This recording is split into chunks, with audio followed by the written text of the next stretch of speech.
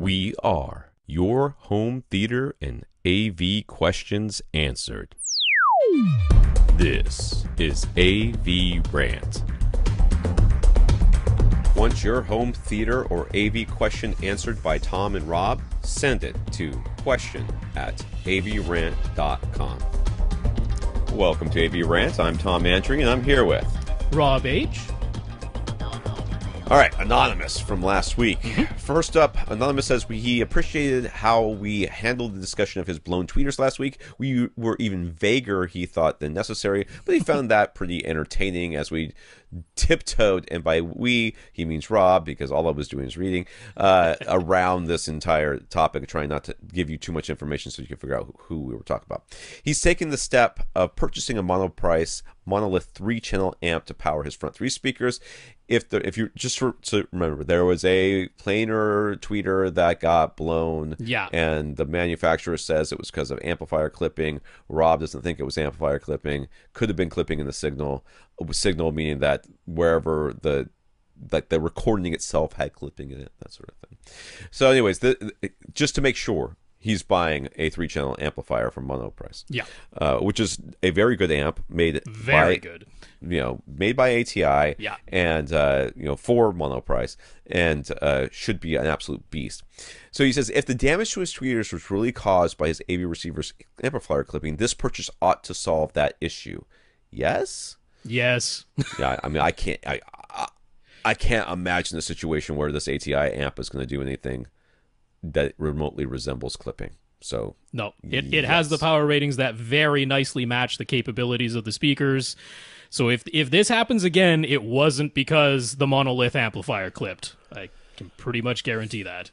So he says what's driving him a bit nuts is the mystery. He'd be happier if he could point to some obvious mistake that was made at some point, the way Tom and, well, I guess me and Rob can identify having played a test signal that blew a tweeter, but nothing comes to mind in his case. He's been playing downloaded files and Blu-rays for years and never had blown drivers before. And while he's played things with the volume dial at 0 dB a few times, he's never exceeded that. He just wants to be able to set his own mind at ease once he has his broken tweeters replaced. So any additional thoughts?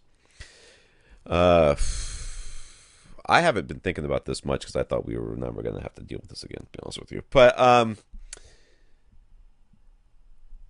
yeah, the fact that he says that he's been playing downloaded files, and I don't know exactly what that means or where he downloaded He mentioned the files that he really doesn't listen to music in here, so those must be video files.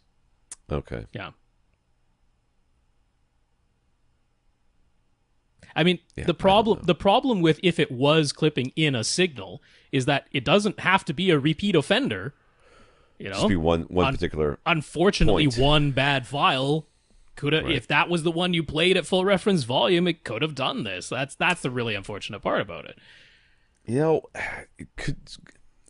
I mean, I have no idea, but I mean, you've heard of 60 hertz hum before, right? Sure. And how terrifying that can be. Yeah. Could it have been like some sort of weird power surge that came through his system but didn't damage? But I mean, that doesn't set his mind at ease, right? That's I know. Yeah. I'm like, at this point, I'm like, gremlins?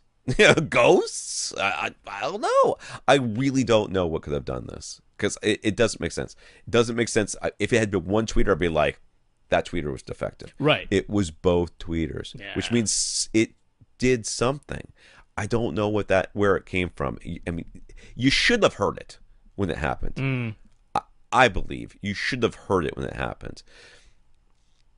The only other thing that comes to mind is like something, because those planar tweeters, the diaphragm is so thin and delicate. Oh yeah. Moisture got in there. Somebody spilled something on both of the speakers somehow. In the box and during shipping, during packaging.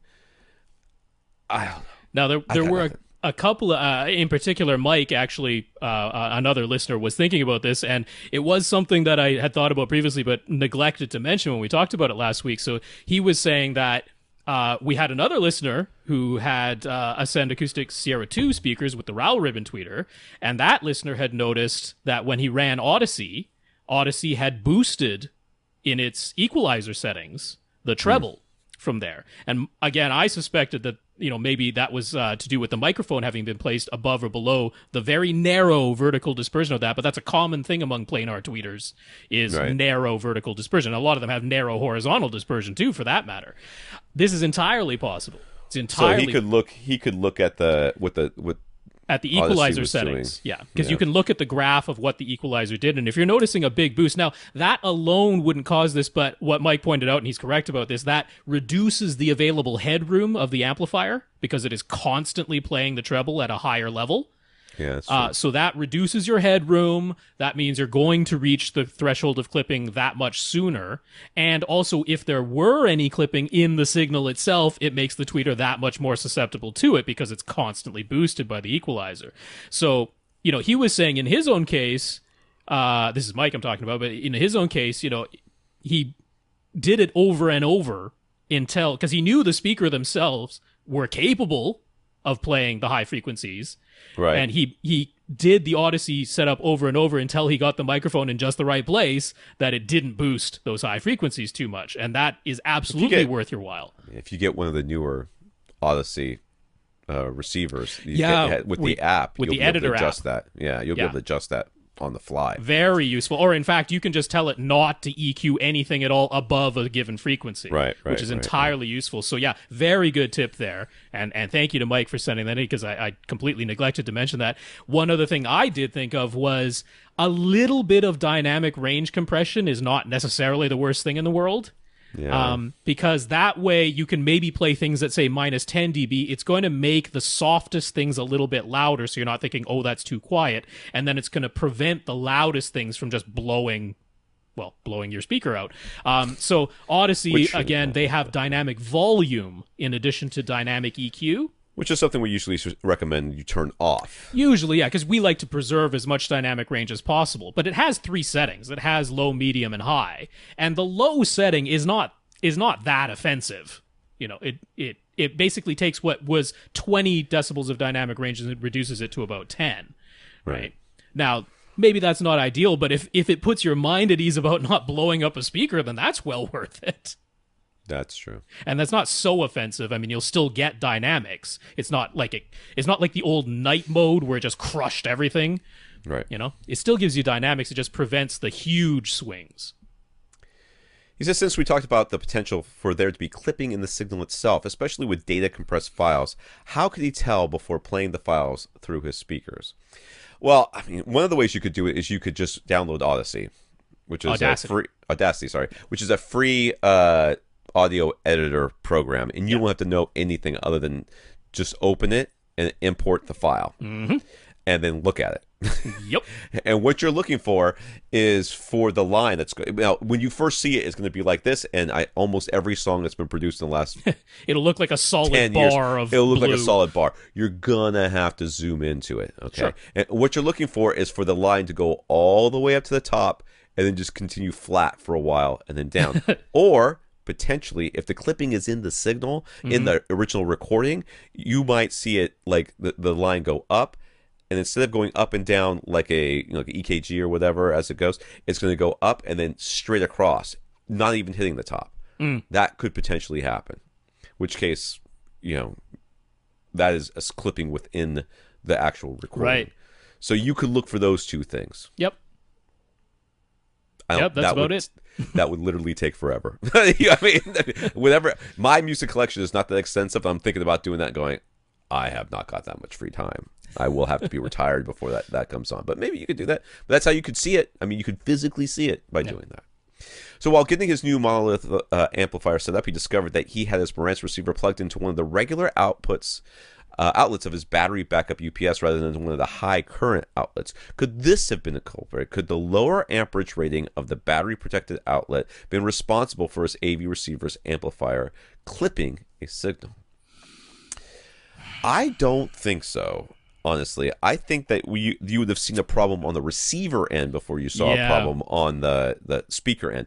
I think that the receiver would have shut down or gone into protection or blown a fuse, as the amplifier is trying to draw more power than it's trying to give, and then it's capable of giving because of the choked outlet you have it plugged into. The receiver would have had the issue, and I don't think it would have passed it along to the speaker.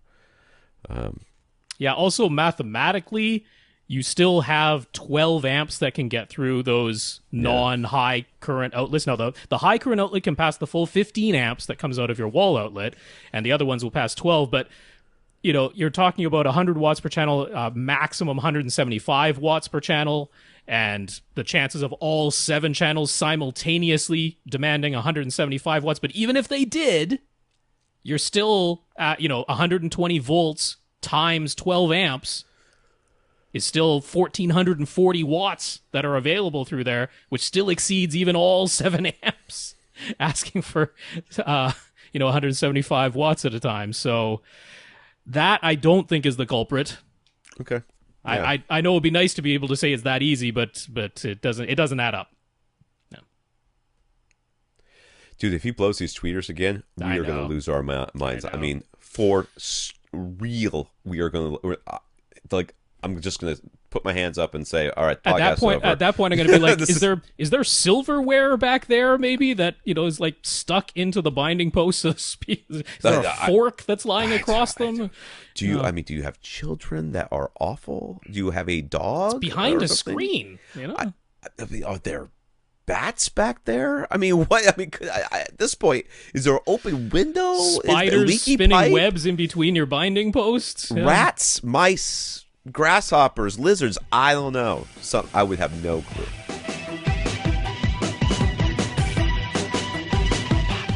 Want your question answered? Send it to question@avrant.com.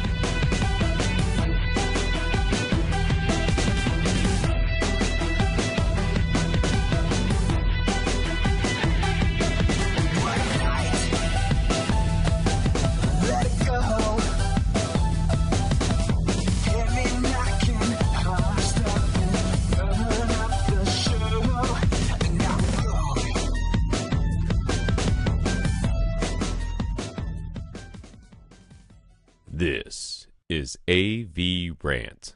Now go out and listen to something.